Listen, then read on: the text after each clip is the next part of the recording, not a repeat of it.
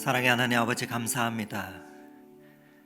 주의 말씀 사모하며 예배 자리 가운데 나온 우리를 사랑으로 안아주시고, 하나님, 우리의 삶의 처지를 아시는 주님께서 위로하여 주시고 힘을 더하여 주시옵소서. 삶의 자리 가운데서 애쓰며 수고하는 우리에게 날마다 새 힘과 새 소망을 더하여 주옵시고, 말씀을 대하는 이 시간 성령 하나님 역사하여 주셔서 각자에게 주시는 그 말씀, 하나님의 음성을 분명히 듣고 삶 가운데서 순종할 수 있는 힘을 더하여 주시옵소서. 오늘도 우리를 일으키시며 은혜 주시는 예수 그리스도의 이름으로 감사하며 기도드립니다. 아멘. 네, 예배 자리에 오늘도 잘 나오셨습니다. 함께 오늘 우리에게 주시는 하나님 말씀 보도록 하겠습니다. 오늘 우리에게 주시는 하나님 말씀은 창세기 35장 1절에서 15절의 말씀입니다. 창세기 35장 1절에서 15절의 하나님의 말씀을 저와 여러분이 함께 교독하도록 하겠습니다. 하나님이 야곱에게 이르시되 일어나 베델로 올라가서 거기 거주하며 내가 내 형 에서의 낯을 피하여 도망하던 때에 내게 나타났던 하나님께 거기서 제단을 쌓으라 하신지라. 야곱이 이에 자기 집안 사람과 자기와 함께한 모든 자에게 이르되 너희 중에 있는 이방 신상들을 버리고 자신을 정결하게 하고 너희들의 의복을 바꾸어 입으라. 우리가 일어나 베델로 올라가자. 내 환난 날에 내게 응답하시며 내가 가는 길에서 나와 함께하신 하나님께 내가 거기서 제단을 쌓으려 하노라 하매, 그들이 자기 손에 있는 모든 이방 신상들과 자기 귀에 있는 귀고리들을 야곱에게 주는지라. 야곱이 그것들을 세겜 근처 상수리 나무 아래에 묻고 그들이 떠났으나 하나님이 그 사명 고울들로 크게 두려워하게 하셨으므로 야곱의 아들들을 추격하는 자가 없었더라. 야곱과 그와 함께한 모든 사람이 가나안 땅 루스 곧 베델에 이르고 그가 거기서 제단을 쌓았고 그곳을 엘베델이라 불렀으니 이는 그의 형의 낯을 피할 때 하나님이 거기서 그에게 나타나셨음이더라. 일브가와의 유모 드보라가 죽음에 그를 베델 아래에 있는 상수리 나무 밑에 장사하고 그 나무 이름을 알바론 굿이라 불렀더라. 야곱이 밧단 아람에서 돌아오매 하나님이 다시 야곱에게 나타나사 그에게 복을 주시고 하나님이 그에게 이르시되 내 이름을 야곱이지만은 내 이름을 다시는 야곱이라 부르지 않겠고 이스라엘이 내 이름이 되리라 하시고 그가 그의 이름을 이스라엘이라 부르시고 하나님이 그에게 이르시되 나는 전능한 하나님이라 생육하며 번성하라. 한 백성과 백성들이 총회가 내게서 나오고 왕들이 내 허리에서 나오리라. 내가 아브라함과 이삭에게 준 땅을 내게 주고 내가 내 후손에게도 그 땅을 주리라 하시고 하나님이 그와 말씀하시던 곳에서 그를 떠나 올라가시는지라. 야곱이 하나님이 자기와 말씀하시던 곳에 기둥 곧 들기둥을 세우고 그 위에 전제물을 붓고 또 그 위에 기름을 붓고, 함께 읽겠습니다. 하나님이 자기와 말씀하시던 곳에 이름을 베델이라 불렀더라. 아멘. 아멘. 사랑하는 성도 여러분, 잘 지내셨습니까? 네, 오늘은 말씀을 시작하며 한 영화 이야기를 잠깐 드리며 말씀을 나누면 좋겠습니다. 작년 연말에 개봉하여서 또 올 초에 상영했던 영화인데 하얼빈이라는 영화, 혹시 보신 분이 계시는지요? 하얼빈, 저도 연초에 이 영화를 목사님들과 함께 보았었는데, 안 그래도 추운 겨울 시베리아의 추위가 고스란히 영화를 보는 내내 전해왔던 이 영화에서 등장인물인 주인공인 안중근 의사는 백루분 남짓한 돈과 총, 그리고 조국을 위한 뜨거운 마음만을 가지고 낯선 하얼빈을 향해 나아갑니다. 물질적으로는 거의 아무것도 없었지만 하지만 그 마음속에는 확고한 신념이 있었습니다. 바로 조국 광복에 대한 간절한 소망이었죠. 31살의 젊은 청년의 죽음을 각오하고 떠나는 그 여정 속에는 마치 감옥에 갇힌 독립운동가들이 꿈꾸었던 진정한 자유를 향한 그 갈망이 담겨 있었던 영화입니다. 지난 연휴 8월 15일 광복절이 지나갔죠. 올해로 광복 80주년이라고 하는데 우리나라는 일제강점기 36년의 그 긴 속박에 벗어나는 해방의 기쁨을 그날 맞이했습니다. 안중 의사와 같은 수많은 독립운동가들의 또 수많은 사람들의 희생이 있었기 때문에 가능했던 일이라 믿습니다. 하지만 저는 생각해 봅니다. 과연 우리는 오늘 살아가는 우리는 진정한 자유를 얻었을까? 정치적인 해방은 받았지만 우리 마음속 깊은 곳에 그 감옥에서는 과연 우리가 자유로운 상태일까? 여름이 끝자락을 향해 가고 있습니다. 그런데 여러분, 이번 여름 돌아보시면 어떻습니까? 우리 살아가는 교회 학교 아이들이 성경학교에서 또 청년들이 수련회에서 하나님을 만나며 눈을 반짝이고 찬송하고 순수한 마음으로 기도하며 고백했던 그 아름다운 장면을 생각할 때 그들의 얼굴에는 진정한 자유와 또 해방감이 넘쳐 흐르는 것을 우리는 엿볼 수가 있었습니다. 그런데 문득 생각해 봅니다. 그런 아이들을 보면서 흐뭇해하며 또 감사해하는 우리는 과연 어떠한 모습일까라고 말이죠. 혹시 우리는 오늘 본문의 이 야곱처럼 분명히 하나님을 만났고 또 하나님의 은혜를 체험했음에도 여전히 오늘 일어나는 현실의 두려움과 불안이라는 그 감옥에 갇혀서 삶을 살아가고 있는지는 아닌가 하고 말입니다. 감옥에 갇힌 독립운동가들이 진정한 자유를 꿈꾸며 살았듯이 오늘 우리도 마음의 감옥에서 벗어나 진정한 영적 광복을 위해서 하나님 앞에 나아가야 할 것입니다. 오늘 우리가 함께 읽은 창세기 35장 1절 말씀에는 하나님께서 이렇게 야곱에게 세 가지 말씀을 주십니다. 일어나 베델로 올라가서 거기 거주하며. 짧은 한마디 말씀 같지만 이 말씀 속에는 하나님의 깊은 사랑과 야곱뿐만 아니라 우리를 향한 간절한 하나님의 그 마음이 담겨 있습니다. 하나님께서 야곱에게 주신 이 말씀을 통해서 우리도 진정한 자유 또 참된 광복이 무엇인지 함께 발견해 보면 좋겠습니다. 먼저 하나님께서 야곱에게 주신 첫 번째 명령, 그 말씀이 무엇입니까? 한번 보겠습니다. 하나님의 야곱에게 이르시되 일어나라. 하나님의 첫 마디 말씀은 일어나라였습니다. 여러분, 야곱은 지금 어떤 상황에 있습니까? 왜 하나님께서 그에게 야곱에게 일어나라라고 말씀하셔야 했을까요? 야곱이 어떤 상황에 처해 있는가? 오늘 우리가 읽지는 않았지만 창세기 35장 앞장에 34장에는 이런 일이 일어납니다. 야곱의 딸 디나가 세겜 족속에 수치를 당하는 사건이 일어나게 됩니다. 그래서 이에 분노한 야곱의 아들들이 시므온과 레위가 칼을 들고 복수를 위해서 세겜성의 모든 남자들을 죽여 없애버립니다. 그러다 보니 야곱은 크게 당황했습니다. 주변의 모든 족속들이 야곱의 가족들을 원수로 삼을 것이 분명했기 때문입니다. 그래서 야곱은 창세기 34장 30절 말씀에 이렇게 말합니다. 제가 읽어드립니다. 너희가 내게 화를 끼쳐서 나로 하여금 이 땅 주민 곧 가나안 족속과 브리스 족속에게 악취를 내게 하였도다. 나는 수가 적은즉 그들이 모여서 나를 치고 나를 죽이리니 그러면 나와 내 집은 멸망하리라. 어떻습니까? 야곱은 지금 두려움과 불안에 사로잡혀 있습니다. 온 가족이 위험에 처한 절망적인 상황이었습니다. 분명 베델에서 하나님을 만났고 또한 야복 강가에서 하나님과 씨름하면서 이스라엘이라는 이름까지 받았건만 현실 앞에서 여전히 두려워서 떨고 있었던 것입니다. 한번 야곱의 마음을 헤아려 보면 좋겠습니다. 아마 그는 어떤 생각을 했을까요? 아마 내가 하나님을 믿는다 하지만 왜 이렇게 두려울까?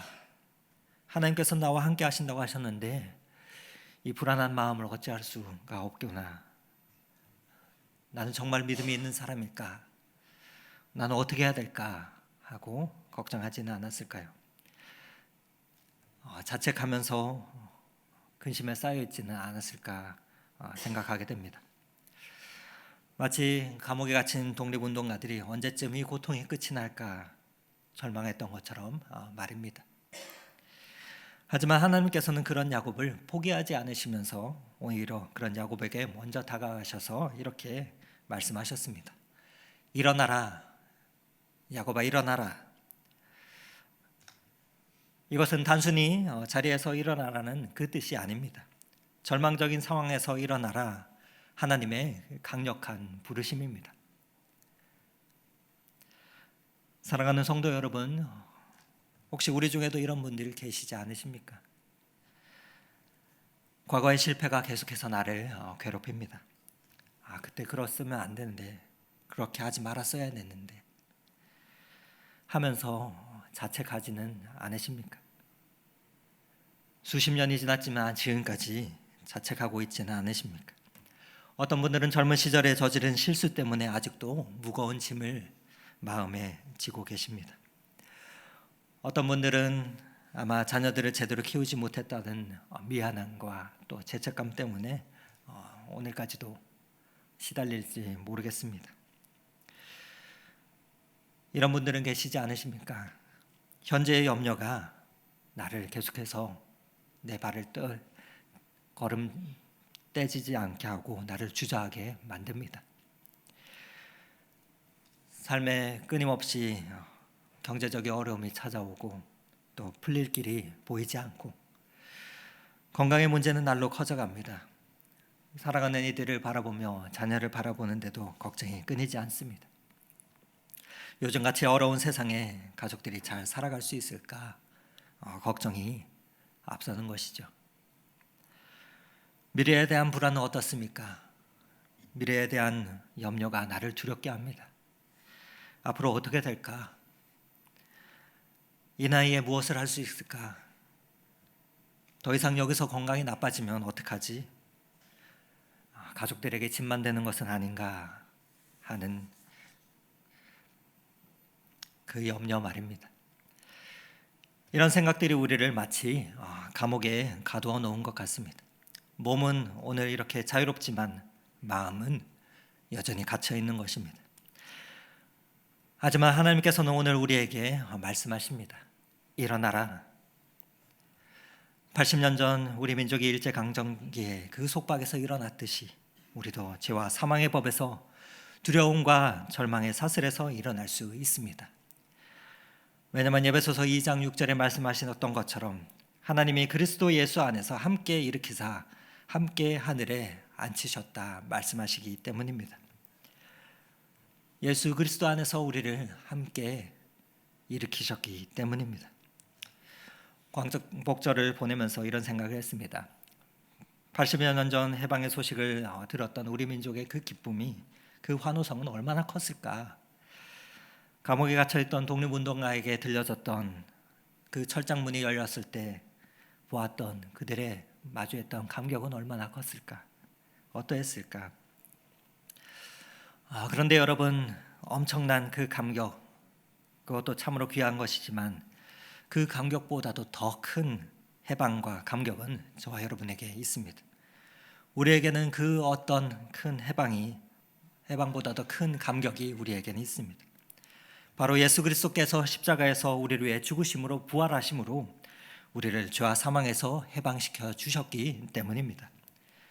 그래서 우리에게는 일어날 그 힘과 권세가 있습니다. 그 힘의 근원은 우리 안에 계신 부활하신 주님입니다. 그것을 믿으십니까? 어떤 분들은 목사님, 그것은 알겠는데, 그 말씀은 알겠는데 현실은 왜 이렇게 힘들까요? 라고 물으실지 모르겠습니다. 맞습니다. 현실은 여전히 어렵습니다. 하지만 중요한 것은 그 현실을 바라보는 우리의 관점, 우리의 시선입니다. 우리가 문제만을 바라보고 있을 때는 점점 더 깊은 절망의 구덩이에 빠져서 꼼짝달싹 못합니다. 하지만 우리가 하나님을 바라보면 소망이 생깁니다. 우리에게 일어날 힘이 생깁니다. 그렇게 우리는 하나님 앞에서 일어날 수 있는 것입니다. 하나님께서는 야곱에게 그런데 단순히 일어나라 라고만 말씀하지 않으십니다. 오늘 본문을 보면 일어난 다음에 어디로 가야 할지를 분명 말씀해 주시고 계십니다. 이것이 하나님께서 야곱에게 주신 두 번째 명령인데 무엇입니까? 올라가라. 하나님의 두 번째 말씀, 올라가라. 어디로 올라갑니까? 베델로 올라가서. 하나님께서 야곱에게 단순히 일어나라 말씀하지 않으시고 베델로 올라가라 말씀해 주십니다. 여러분, 베델이 어떤 곳입니까? 이곳은 야곱이 형 에서를 피해서 도망가던 중에 하나님을 처음 만났던 그 장소입니다. 그때를 한번 생각해 보실까요? 야곱이 형을 속이고 아버지를 속여서 장자의 축복을 받은 후에 도망치는 중이었습니다. 그렇게 막 도망치면서 복잡한 생각과 감정들, 죄책감과 두려움과 또 외로움과 절망감에 사로잡혀 있었을 때 그 절망적인 그 순간에 하나님께서 야곱에게 나타나셨습니다. 그리고 돌을 베개 삼아 누웠는데 꿈에 하늘에서 땅까지 사닥다리가 이어졌습니다. 그것을 보면서 하나님의 천사들이 오르내리는 것을 야곱이 보았지요. 그리고 하나님께서 그에게 이렇게 말씀을 약속을 해주십니다. 창세기 28장 15절인 말씀인데 제가 읽어드립니다. 내가 너와 함께 있어 내가 어디로 가든지 너를 지키며 너를 이끌어 이 땅으로 돌아오게 할지라. 내가 내게 허락한 것을 다 이루기까지 너를 떠나지 아니하리라. 이 약속을 하나님께서 야곱에게 주셨던 그곳이 베델입니다. 베델은 야곱에게 하나님과의 그 첫 만남의 장소였습니다. 바로 은혜의 출발점인 것이죠. 절망이 소망으로 바뀐 그 장소였습니다. 여러분, 우리 교회 아이들이, 청년들이 성교학교 수련회 때 뜨거운 마음과 진실한 눈물로 찬양하는 그 모습을 보며 이런 생각이 들지 않으셨습니까? 나도 저런 때가 있었지. 우리도 저런 때가 있었지. 그런 생각 들지 않으셨습니까?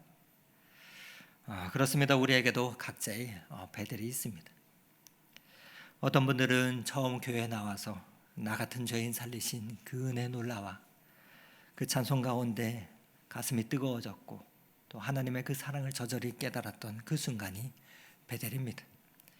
그때는 복잡한 지식, 신학적인 지식도 없었습니다. 교회에 대해서는 잘 알지도 못했습니다. 하지만 단순히 하나님께서 나를 절절히 사랑하시는구나, 그 감격의 마음이 내 심령을, 우리의 심령을 가득 채웠던 때입니다. 그것이 베델이죠. 어떤 분들은 큰 시험을 당했을 때 간절히 기도했더니 하나님께서 응답해 주셔서 눈물을 흘리며 감사의 고백을 드렸던 그 자리가 베델일 것입니다.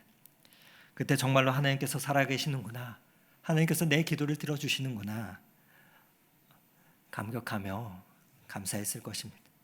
그 자리가 베델입니다. 어떤 분들은 자녀가 아프고 풀 수 없는 그 어려움에 처했을 때 밤새도록 기도했는데 문제가 풀릴 그 실타래는 보이지 않는데 예배 가운데 말씀을 들으며 이 말씀이 내게 주시는 말씀이구나 하며 깊은 위로를 받았던 그 순간이 그분의 베델입니다.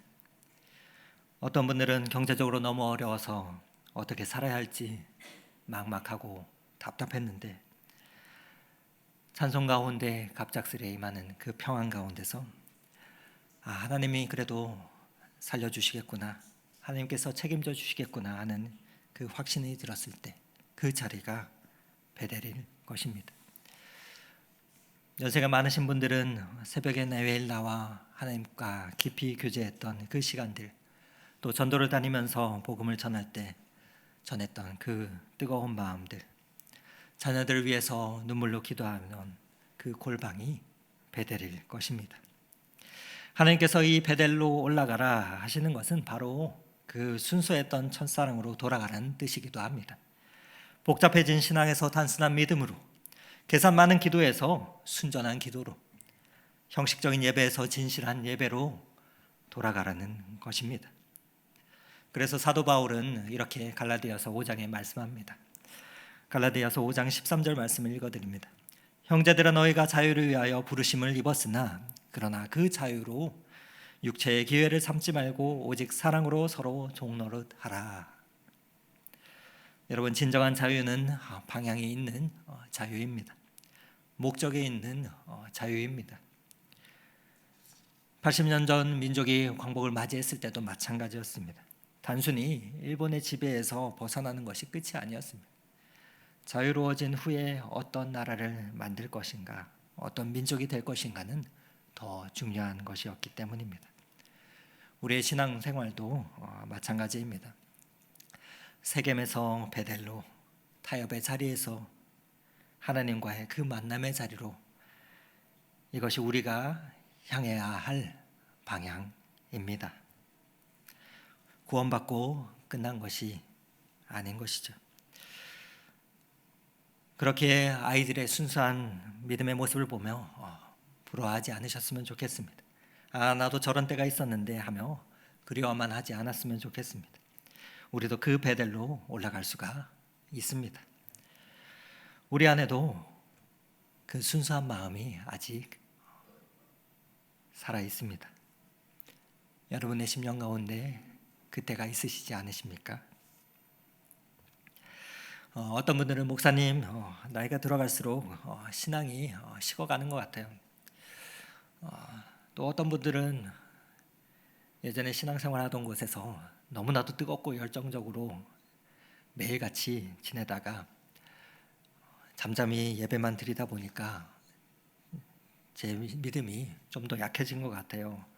말씀하시는 성도님들을 볼 때가 있습니다. 하지만 정말 그럴까요? 젊은 시절의 뜨거운 첫사랑은 마치 폭포수처럼 역동적으로 또 감격스러웠다면 시간이 지나면서 그 사랑은 호수와 같이 고요하고 깊은 사랑으로 변해갑니다. 표면은 잔잔하지만 그 깊이를 측량할 수 없을 만큼 깊어진 것입니다.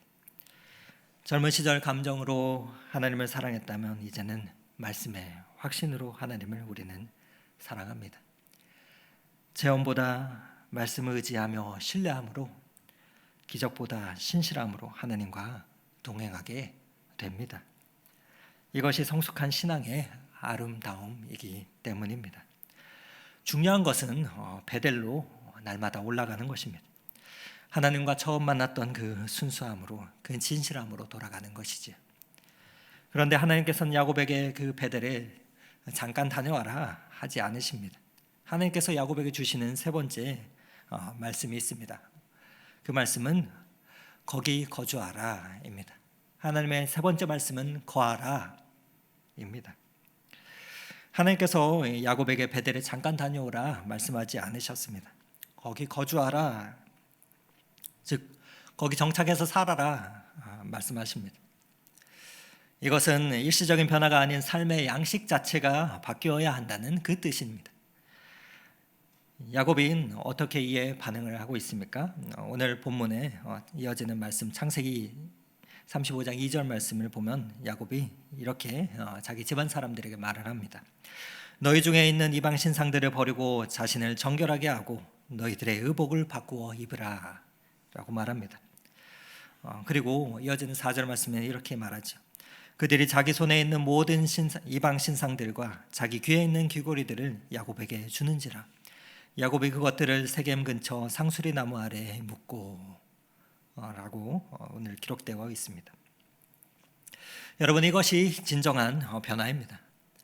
하나님이 기뻐하지 않으시는 것들과 완전히 결별하는 것입니다. 야곱은 이제 깨달았던 것이죠. 내가 이렇게 두려워하고 불안해하는 이유가 있구나. 내가 하나님을 믿는다 하면서도 여전히 다른 것들을 의지하고 있었구나. 여러분, 이방 신상이 무엇이겠습니까? 하나님 외에 다른 것을 의지하는 마음입니다.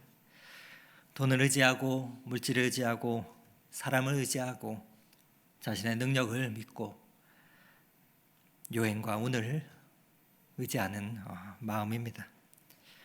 야곱은 이제 그런 것들을 다 버리기로 결심했습니다. 거짓으로 살아왔고 속임수로 살아왔고 그러했던 그 삶의 모든 것들을 버리기로 결심했습니다.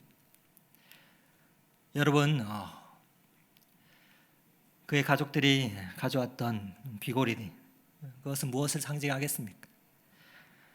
세상의 화려함과 가치관을 상징합니다. 남들은 뭐라 할까? 남들이 보면 어떨까? 체면에 서지 않을 텐데, 남들 보기 더 번듯하게 잘 살아야 하는데, 이런 가치관을, 세상적 가치관들을 의미합니다. 야곱은 이제 이런 것들과 완전히 결별했습니다. 그리고 오직 하나님만을 의지하기로 결심하였습니다. 하나님 앞에 거기 거주하며, 여러분, 우리가 잘 아는 복음서에 달란트 비유가 나오죠. 달란트 비유를 보면은 다섯 달란트 받은 종이나 두 달란트 받은 종이 끝에 보면은 똑같이 하나님 앞에 칭찬을 받는 모습이 나옵니다. 마태복음 25장 21절과 23절 말씀인데, 한번 21절 말씀을 읽어드립니다. 그 주인이 이르되 잘하였도다 착하고 충성된 종아, 내가 적은 일에 충성하였음에 내가 많은 것을 내게 맡기리니 내 주인의 즐거움에 참여할지어다. 다섯 달란트 맡은 자에게 주시는 하나님의 칭찬인데 23절에는 똑같습니다. 토시 하나 틀리지 않고 똑같이 칭찬하십니다. 이 말씀을 보면 알 수 있는 것은 하나님께서 원하시는 것은 우리가 얼마나 대단한 일을 하느냐가 아니라 얼마나 신실하게 하나님 앞에 거하느냐입니다. 하나님께서는 탁월함보다 신실함을 보시는 분이십니다. 연세가 많은 분들은 이렇게 생각하실 수 있겠습니다. 이제 나이도 많은데 무엇을 더 할 수 있겠나? 아닙니다. 하늘 앞에 거한다는 것은 나이와 상관없습니다. 하늘 앞에서 머문다는 것은 우리의 연수와 상관이 없습니다. 하나님과 함께 머무는 것, 그 하나님 앞에 거하는 것은, 신실하게 믿음을 지키는 것은 언제든지 우리의 일평생 가운데 할 수 있는 것입니다. 우리가 건강할 때나 건강하지 못할 때나, 우리가 있을 때나 없을 때나 하나님 앞에 거한다는 것은 오히려 인생의 연륜이, 세월이 지날수록 더욱더 진정으로 그 거한다는 것이 무엇인지를 깨닫게 되기 때문입니다. 젊은 때는 감정의 기복이 심합니다. 어제 뜨겁게 찬양하다가 오늘 시무룩해지죠. 하지만 신앙의 연륜이 깊어질수록 다릅니다. 감정의 기복이 있을 수 있지만 그 뿌리는 깊기 때문이죠. 오랜 세월 하나님과 함께 살아오면서, 하나님과 함께 걸어오면서 쌓인 그 믿음의 뿌리는 쉽게 흔들리지 않습니다. 그래서 어떤 권사님은 이렇게 제게 말씀을 하더라고요. 목사님, 젊은 시절에 이것저것 하나님께 달라는 기도를 참으로 많이 했는데 이제는 나이가 들어서는 그냥 함께 해달라는 그 기도만 구합니다. 왜냐면 그게 제일 큰 축복인 것 같아서요 라고 고백하는 그 고백을 들었던 적이 있습니다.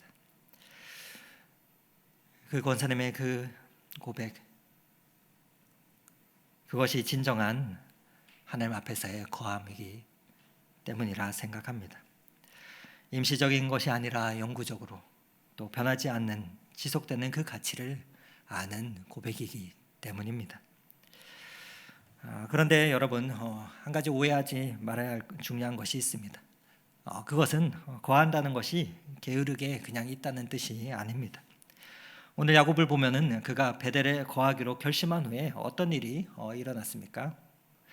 오늘 말씀을 보면 그는 먼저 이방 신상들을 묻어버렸습니다. 과거 완전히 결별하는 것이죠. 그리고 하나님께 제단을 쌓았습니다. 예배를 회복했다는 것입니다. 그리고 가족들과 함께 그 새 삶을 시작하고 있습니다. 우리도 마찬가지입니다. 우리가 하나님과 함께 거하기로, 하나님 앞에 머무르기로 결심했다면 우리의 삶에서 하나님이 기뻐하지 않으시는 것들을 과감히 정리해야 합니다. 어떤 것들이 있겠습니까? 하나님보다 더 사랑하는 것들, 더 의지하는 것들, 하나님의 마음을 아프게 하는 것들, 하나님을 기쁘시게 하지 않는 것들입니다. 그런데 그것이 어떤 분들에게는 원망하는 마음일 수도 있습니다. 왜 내 인생이 이럴까? 왜 하나님은 내게 이런 시련을 주실까 하는 그 마음도 묻어버려야 합니다. 어떤 분들에게는 교만의 마음일 수도 있겠습니다. 내가 이 정도로 신앙생활 했으면 됐지, 나보다 못한 사람들도 많은데 하는 그 마음도 묻어버려야 됩니다. 어떤 분들에게는 걱정하고 염려하는 마음일 수도 있겠습니다. 물론 우리의 삶을 계획하고 또 사랑하는 자녀들을 걱정하며 가족을 염려하는 것은 당연하겠지만, 하지만 그 걱정이 하나님을 의지하는 그 마음보다 클 때 그것은 문제가 되는 것입니다. 그러나 하나님과 함께 거하는 사람들의 특징이 있습니다. 바로 평안이 있습니다.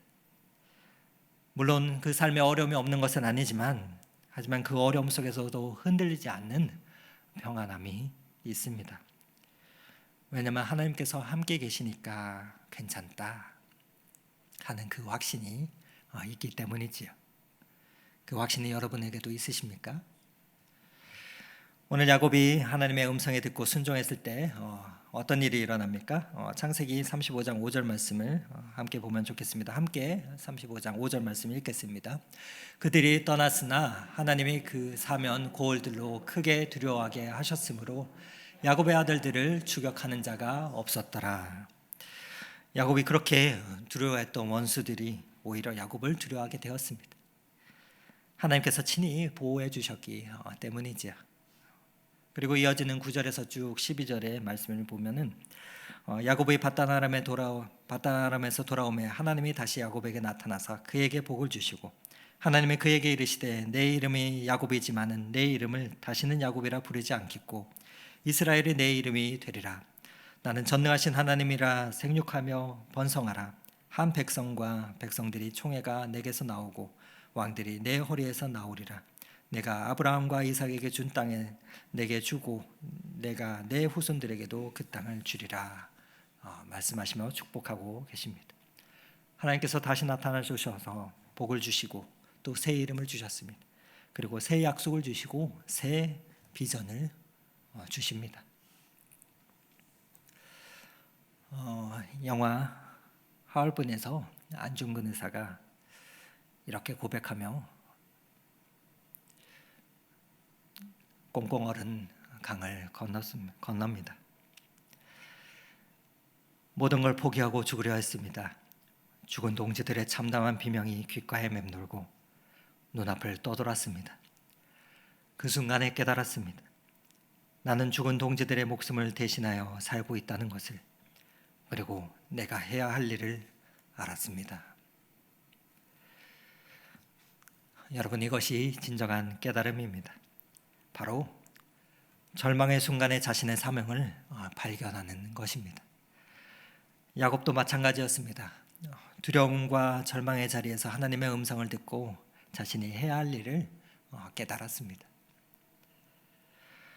사랑하는 성도 여러분, 이것이 진정한 광복입니다. 단순히 정치적 해방을 넘어선 영적인 자유와 해방입니다. 과거의 속박에서 벗어나 하나님과의 관계로 돌아가 그분과 함께 거하는 삶을 사는 것입니다. 며칠 전 우리가 보낸 광복절, 80년 전 그날 우리 민족이 얻은 자유는 정말로 소중한 것이지요. 하지만 그보다 더 소중한 자유가 우리에게는 있습니다. 바로 죄와 사망의 권세에서 우리를 해방시키신 예수 그리스도께서 우리에게 주신 영적인 자유입니다. 이번 여름 우리 아이들과 청년들이 뜨겁게 만난 하나님, 그 하나님이 우리의 하나님, 우리의 아버지이시기도 합니다. 자녀들에게 신앙의 본의 모습을 보이는 것은 우리의 신앙 여정의 숙제입니다. 우리가 먼저 일어나서 올라가 거하는 그 삶을 살아갈 때 그것 자체가 우리의 사랑하는 이들에게 가장 아름다운 신앙의 유산이 될 것입니다. 우리 아이들이 그 모습을 보면서 신앙생활엔 저런 것이구나, 하나님과 함께 사는 삶이란 저런 모습이구나 하는 것을 깨닫게 될 것이기 때문입니다. 아침과 저녁으로 이제는 선선한 바람이 불어오며 어느덧 무더웠던 여름이 조금씩 물러가며 가을이 오고 있습니다. 새로운 계절을 맞이하면서 우리도 새로운 마음으로 하나님께 나아가면 참 좋겠습니다. 여름 동안 휴가와 또 여러 이유로 인해서 흩어져 있었다면 이제 다시 우리 모두가 함께 일어나 올라가 거하는 믿음의 교회 공동체가 되어서 이번 여름 받은 은혜를 더욱 풍성히 하기를 간절히 소망합니다. 오늘 말씀을 마무리하면서 여러분께 이 세 가지 질문을 드리고 싶습니다. 한번 이 질문에 답해 보시면 좋겠습니다. 첫 번째 질문입니다. 무엇이 여러분들을 주저하게 합니까? 과거의 실패입니까? 현재의 어려움이십니까? 아니면 미래의 불안입니까? 하나님께서 말씀하여 주십니다. 일어나라. 그 자리에서 일어나십시오. 예수 그리스도의 이름으로 일어나십시오. 두 번째 질문입니다. 어디가 여러분의 베델이십니까? 언제 어디서 하나님을 가장 깊이 체험하셨습니까? 그 순수했던 첫사랑의 자리가 어디이십니까? 오늘 하나님께서 말씀하십니다. 올라가라. 그곳으로 올라가십시오. 그 순수함으로 돌아가시면 좋겠습니다. 바라게는 이곳 노포트 덕소교회가 이 예배당이 여러분의 엘베델이 되기를 간절히 소망합니다. 세 번째 질문입니다. 어떻게 하나님과 함께 거하시겠습니까? 무엇을 버리고 무엇을 취하시겠습니까? 오늘 하나님께서 말씀하십니다. 거기 거주하라. 일시적인 감정이 아니라 다시금 평생에 걸친 신실한 동행을 결단하는 이 아침이 되면 좋겠습니다. 안중근 의사가 이렇게 고백했습니다. 나는 국민의 의무로서 내 몸을 희생하여 어진 일을 이루고자 했을 뿐이다. 그 고백했던 것처럼 우리도 하나님 앞에서 신실한 종으로 그 삶을 계속해서 살아가면 좋겠습니다. 80년 전 우리 민족에게 찾아온 그 광복처럼 오늘 우리 각자의 삶에도 참된 자유의 역사가 날마다 일어나기를 간절히 기도합니다. 오늘 하나님께서 주신 세 마디 말씀에 순종해서 일어나 올라가 거하는 믿음의 사람, 신앙의 유산을 남기는 복된 성도님들이 다 되시기를 오늘 이 말씀 의지하며 축원을 드립니다. 아멘. 함께 말씀을 기억하시며 이 찬송 부르며 기도의 자리 가운데 나아가겠습니다. 하나님의 그늘 아래 내 모든 것 다 내려놓고 주님의 그 사랑 앞으로 나아갑니다. 함께 이 찬송 부르며 기도의 자리로 나아가겠습니다.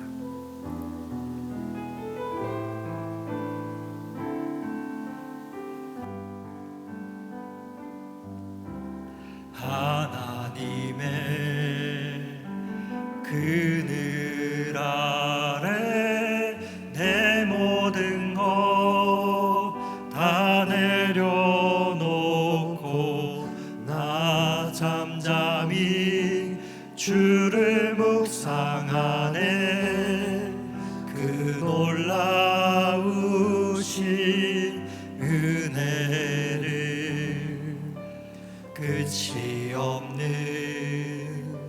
주의 사랑 강물 되어 흘러 내 영혼에 자유함 주시네. 날 새롭게 하시네. 하나님 사랑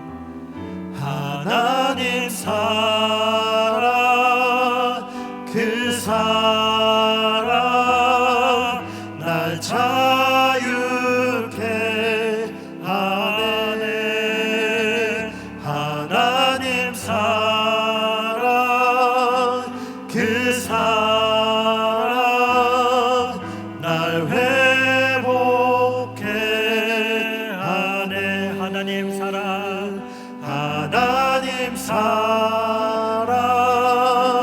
그 사랑 날 자유케 하네. 하나님 사랑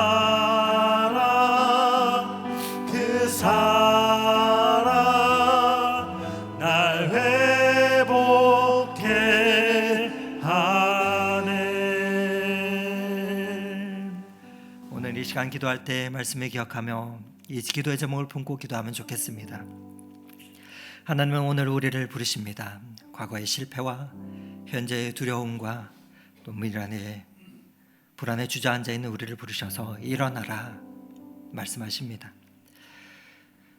오래전 이 민족의 해방의 기쁨을 맛보았듯이 우리의 마음의 감옥에서 벗어나는 참된 그 영적인 광복을 오늘 우리가 경험하기를 원합니다.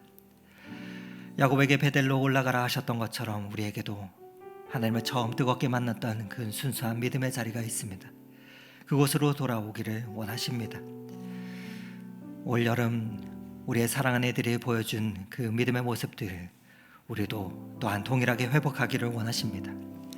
그리고 주님 앞에서 날마다 하나님의 그 사랑을 구하며 머물며 주님 안에서 그 은혜 가운데 살아가기를 간절히 원하십니다.